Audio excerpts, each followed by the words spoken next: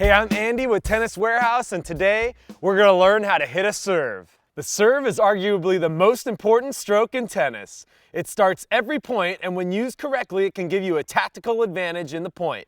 I'm going to highlight the 5 key elements that every high-level serve should have. First, it's very important that you're serving with a continental grip.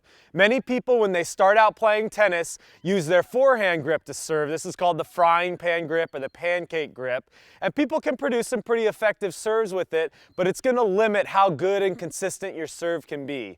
If you watch the pros, every player is serving with a continental grip.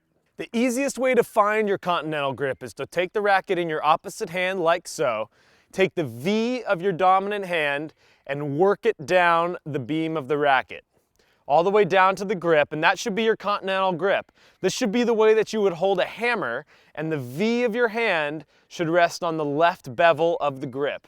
This is the most universally used grip in tennis. Next, the tempo of your serve is very important.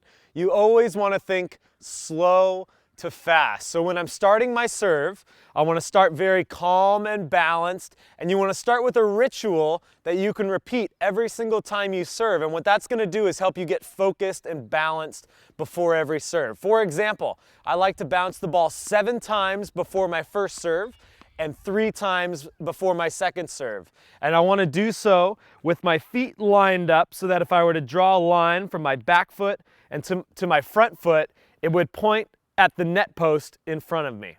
So remember, think slow to fast, calm, still, and balanced at the beginning, and fast and explosive up into your contact. Next, I want to get to the most important aspect of the serve, which is the toss. A consistent toss will lead to a consistent serve, while an inconsistent toss will lead to an inconsistent serve. Start with your arms straight. It doesn't have to be locked out like that, but just nice and comfortable there, with the ball in the tips of your fingers. And what you're going to want to do is just place the ball up above you instead of flinging it out of your hands. You don't want that ball to spin as you're tossing. Toss location is also extremely important for your serve. It may vary slightly from player to player, also depending on what type of serve that you're hitting. But a general rule of thumb, if you picture me and the position of the toss as like a clock, you want to be tossing right at that 12 o'clock position directly above you. Some people may move their toss slightly to the right for a flat or a slice serve, or slightly to the left for a kick serve, but generally you want to be right around that 12 o'clock range. Your toss height should be not too high, but not too low. Your toss should be high enough to allow you to not have to rush your motion and get fully extended for your contact position. Yet you don't want it too high to where the ball is falling more than a foot or 2 from the apex of the toss. Any higher than that, where the ball drops a few feet from its highest point, your toss may be too high. After you toss the ball, you're going to want to move yourself into a loading position, getting ready to explode up into the ball. And it's important here that we remember our slow to fast tempo. We want our energy to build during our motion.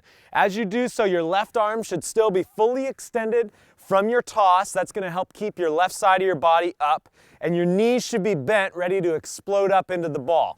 With your legs, they can be one of 2 ways here to do it. Neither way is right or wrong. They're both widely used on the Pro Tour. You've got guys like Roger Federer or Pete Sampras that use a platform stance where their feet are still apart, their weight is evenly balanced between their 2 feet, and they're going to jump up into the ball without moving their feet. Other guys like John Isner, Rafa Nadal, myself actually, use more of a step-up stance. So I may start a little bit wider at first and then step up into my loading position. Now my feet are together, my knees are together.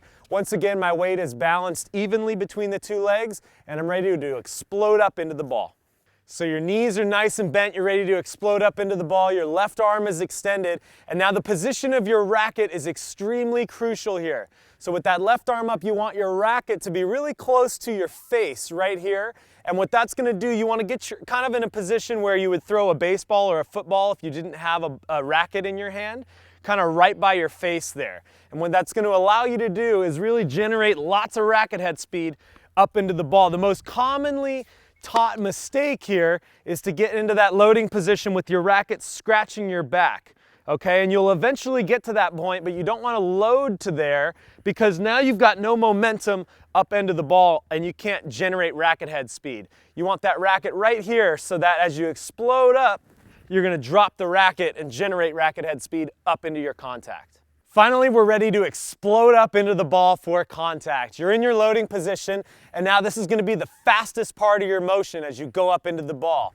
Your arms are going to exchange positions now, so your left arm will drop into your chest, your right arm should be loose and explosive, your wrist should be very loose, and right at your contact point at the top, you're going to want to get a nice wrist snap down into the court. One thing that's also extremely important, you want to make sure your eyes are up at contact and you want to try to see the ball actually make contact with the strings. As you're at full extension with your arms there to reach up at contact, your legs should explode up into the ball and into the court. That's very important. You want to get your body going into the court as opposed to behind you.